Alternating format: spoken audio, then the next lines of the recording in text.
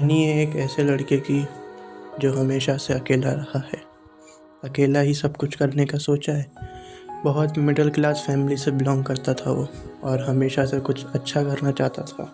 अपनी पढ़ाई पूरी करके, और एक सपना उसका था कि वो एक बड़ा बिजनेस कर सके और उसके आगे सबको एक कंपनी में उसको हायर करा। और देखते ही देखते उसने इतनी मेहनत करी उस कंपनी के लिए, अपनी लॉयल्टी दिखाई और एक उस कंपनी को एक अलग ही लेवल पर ले गया। और फिर उसने मेहनत करने के बाद उसको लगा कि हाँ। और फिर वो दिन दूर नहीं था कि जब राहुल कंपनी का पार्टनर बनने वाला था। उसकी खुशी बहुत हाई लेवल पे थी, लेकिन वो हमेशा अंदर से अकेलापन महसूस करता था। प्रॉब्लम फैमिली से भी थे। वो अक्सर फैमिली से दूर रहता था, अलग अलग देशों में घूमता रहता था, लेकिन उसका अकेलापन उसको हमेशा सताता था। उसके दोस्त भी बहुत कम थे। एक दिन जब एक बिज़नेस मीटिंग होती है जिसमें सारे पार्टनर्स आते हैं, उन्हीं में से एक लड़की आती है जिसका नाम प्रिया होता है। वो बहुत सुंदर और बहुत इंटेलिजेंट होती है।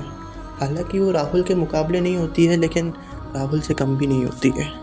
राहुल ने जब उसे पहली बार देखा तो उसको लगा कि कोई तो है जो ये मेरी ज़िंदगी में मेरे लिए बहुत बड़ा रोल निभा सकती है।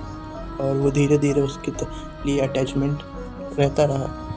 राहुल को धीरे धीरे उससे अट्रैक्शन होने लगा, अटैचमेंट होने लगी।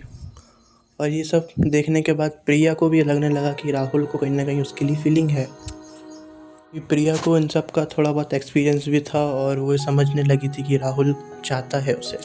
लेकिन राहुल अपने इंट्रोवर्टेड बिहेव की वजह से और अकेलेपन की वजह से वो बोल नहीं पा रहा था। एक दिन जब राहुल अपने कैबिन में अपनी स्टोरी लिख रहा था, इतने में प्रिया आ जाती है और उससे शॉर्ट कन्वर्सेशन बात करती है।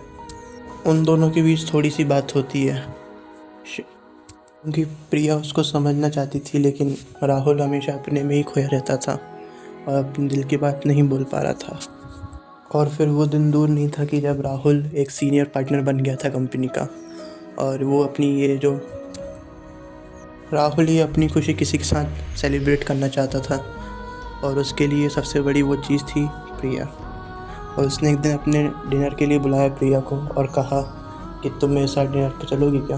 और प्रिया बोलती है, हाँ मैं चलूँगी राहुल। राहुल के लिए वो दिन सबसे बड़ा था। वो रात भी उसके लिए रात यादगार थी।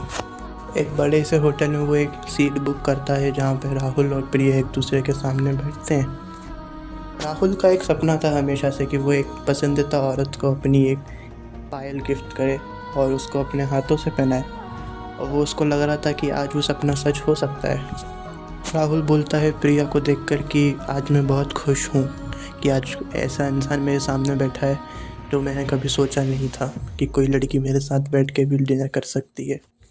प्रिया उसको देखती रहती है और सिर्फ सुनती है कि कोई इंसान कितना डीपली हो सकता है। और फिर वो समय आ जाता है कि जब राहुल ये बोलता है कि मैं तुम्हारे लिए एक गिफ्ट लाया हूँ। राहुल ने सारी अरेंजमेंट्स पहले से ही करके रखी थी। उसने वेटर को एक इशारा दिया और वेटर एक स्टूल लेकर आया, छोटा सा, जहाँ पर राहुल बैठ जाता है। और प्रिया ये देखती थी कि राहुल कर क्या रही है। वो ये देखती है कि वो एक बॉक्स निकालता है जिसके अंदर एक एंकलेट, एक पायल होती है।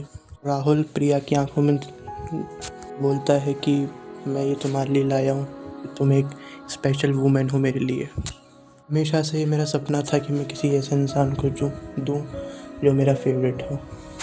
तुम ये डिज़र्व करती हो प्रिया। राहुल अपने हाथों से पायल को पहना देता है।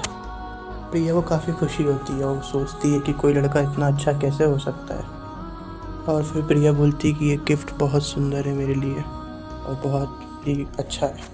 लेकिन प्रिया उसको नहीं रखती और बोलती है कि तुम थोड़ा सा लेट हो गए हो राहुल, अगर तुम पहले आते तो मैं तुम्हें एक्सेप्ट कर लेती। मैं पहले से ही इंगेज्ड हूँ राहुल।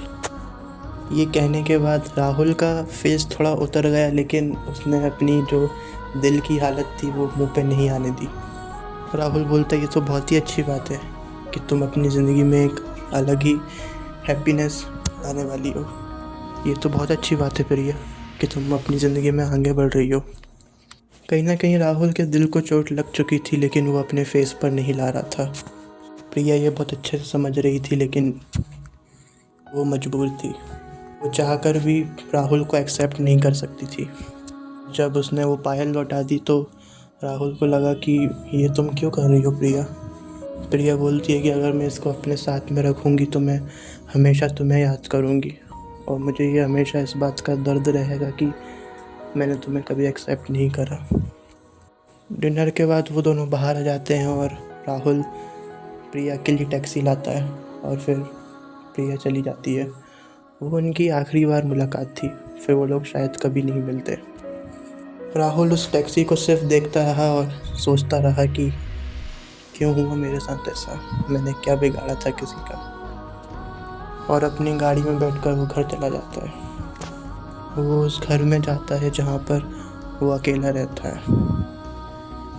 उसका ये हमेशा से मानना था कि जितने भी त्यौहार आते हैं, जितनी भी चीज़ें आती हैं, वो हर चीज़ कि हम क्यों बनाते हैं कोई भी त्यौहार, इसलिए नहीं कि हम दिखावा कर सकें, हम अपनी फैमिली से या अपने सोलमेट्स को खुश रख सकें।